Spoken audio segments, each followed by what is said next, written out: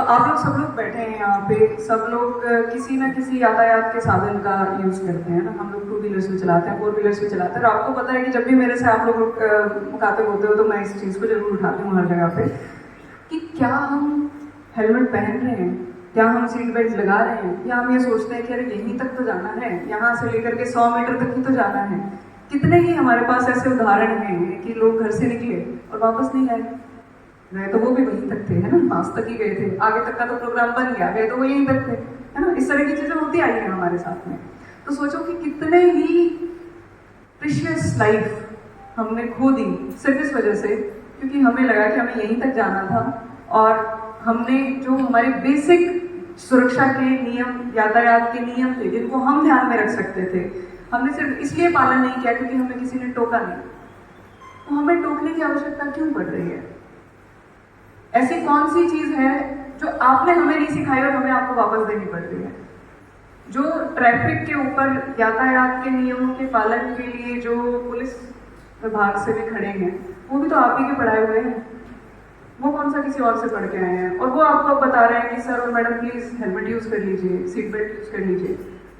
तो जब सब कुछ दूरी टीचर है, शिक्षक है, और फिर वापस घूम घूम के बातें आप लोगों तक आ रही हैं, तो क्या हम इतना सुनिश्चित नहीं कर सकते कि जब हम स्कूल में एंटर करें, जब भी हम अपने 2 व्हीलर्स पे जाए, मैक्सिमम शिक्षक मैंने देखा है कि जनरली बाइक्स पे आते हैं, तो जब आप बाइक पे आ रहे हो, स्कूटर पे आ रहे हो, स्कूटी पे आ रहे हो, तो क्यों हम सिर्फ एक हेलमेट से बचते रहते हैं, जबकि डेली अखबारों में किस किस तरह की खबरें हम नहीं पढ़ते?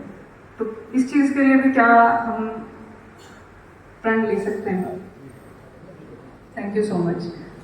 सिर्फ आपने ये याद ही तो दिलाना है ना अपने घर के बड़े बुजुर्गों को, अपने बच्चों को, यही तो सुनिश्चित करना है कि जिस चीज के लिए एज अप्रोप्रिएट आप हैं, उन सभी चीजों को आप एंजॉय करिए, मगर जिम्मेदारी के साथ। अगर आपको स्कूटर चलाना है, बाइक चलानी है, हमारे जो बच्चे हैं जो 18 साल से ऊपर के हो रहे हैं, अगर उनको चलानी है बाइक, बिल्कुल चलाएं, क्योंकि ये उनकी सहूलियत के लिए है। समय, यातायात का हम जो पढ़ते थे कि किस तरह से हमारा समय बचता है, किस तरह से हमारी जीवन सरल हो गया है, मगर उसके साथ साथ कुछ जिम्मेदारियां हमारे ऊपर आई है ना, जिसमें से हेलमेट, सीट बेल्ट एक चीज़ है, रेड लाइट क्रॉस ना करना दूसरी चीज़ है। तो इस तरह की छोटी छोटी चीज़ों को स्वयं ध्यान रखें। आधे बच्चे तो उसी चीज़ से सीख जाएंगे कि जब सर ने स्कूल में एंटर किया तो मैंने देखा था सर ने हेलमेट पहना हुआ था, और उसके बाद जब आप जाकर के क्लास में कहेंगे तो उस चीज़ का जो प्रभाव पड़ेगा वो बहुत ही अलग होगा। तो कृपया इस चीज़ को भी सुनिश्चित करेंगे।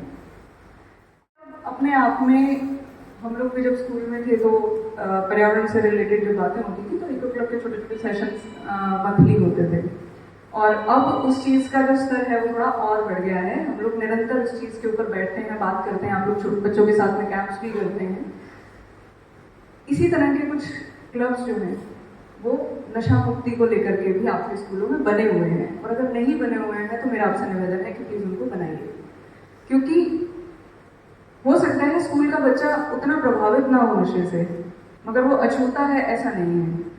पैसिव स्मोकिंग आप सब लोग जानते हैं, वो हमारे लगभग सभी घरों में बच्चे किसी ना किसी तरह से उस चीज़ के कांटेक्ट में आ जाते हैं। फिर उसके बाद में छोटी छोटी चीज़ें, जिसमें कोई वही कमजोर कड़ी वाली चीज़ है कि अगर स्कूल का कोई बच्चा आपके सामने फ्रंट बेंच पे बैठने से कतरा रहा है, वो पीछे बैठना ज़्यादा प्रेफर करता है, तो वो घर में भी उसकी नियति कहीं ना कहीं ऐसी कि छुप के काम करेगा, और छुप के हम गलतियां ही करते हैं, क्योंकि जब हम अच्छा करते हैं तो आपकी तरह सभागार में बैठ के एक दूसरे का सम्मान करते हैं, है ना। तो जो हम लोग छुपते हैं, वो छुपी हुई चीज़ नशे को बढ़ाती है, और उसके लिए नशे के विरुद्ध आप लोग अपने क्लब्स बनाएं, उन बच्चों को लगातार बिठाएं। इवन अगर बच्चे ये कहते हैं कि नहीं जी हमारे इस तरह की कोई एक्टिविटी नहीं है, तो आप उनको शाबाशी दीजिए और आगे के लिए प्रेरित कीजिए कि जब वो 18 क्रॉस करेगा, 19 होगा, कॉलेजेस में जाएगा, तो भी वो अपने अच्छे बिहेवियर को अपने अंदर समायोजित रखे। और आगे अगर कोई बच्चा इस चीज़ से लिप्त लगता है तो आप लोगों के माध्यम से पुलिस को और हमें सूचित करें, ताकि हम लोग भी अपने दिशा निर्देशानुसार उन चीज़ों को सुनिश्चित कर सकें कि नशे को समाज में स्थान ना मिले। तो अगर उस बुराई को भी काटना है तो भी आधार शिक्षक ही है। तो आप लोग प्लीज़ ये सुनिश्चित करें कि इको क्लब्स के साथ साथ में जिस भी तरह से आप लोग इन एक्टिविटीज़ को बढ़ावा दे सकते हैं, आप लोग बढ़ावा दें। और टीचर्स बहुत ओवरबर्डन है, काफ़ी सारा काम आप लोग करते हैं।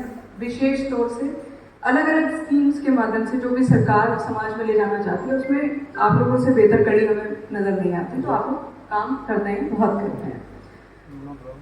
कोशिश करें कि जो शिक्षा है वो आपकी प्राइम चीज़ रहे और उसके आसपास बाकी एक्टिविटीज़ के लिए आप समय निकाल पाएँ। अगर आप लोगों को किसी तरह की कोई दिक्कत आती है, समस्या आती है, तो ऑब्वियसली जिला शिक्षा अधिकारी मैडम जो है वो अपने आप में इतनी सक्षम है कि आप लोगों के बिहाफ पे कॉल ले सके उस चीज़ की। फिर भी अगर जिला प्रशासन का आप लोगों को कहीं पे भी शिक्षा संबंधित सहयोग चाहिए होगा तो हम लोग हमेशा आप लोगों के लिए खड़े हैं और आप लोगों का बहुत दिल से सम्मान करते हैं। बहुत बहुत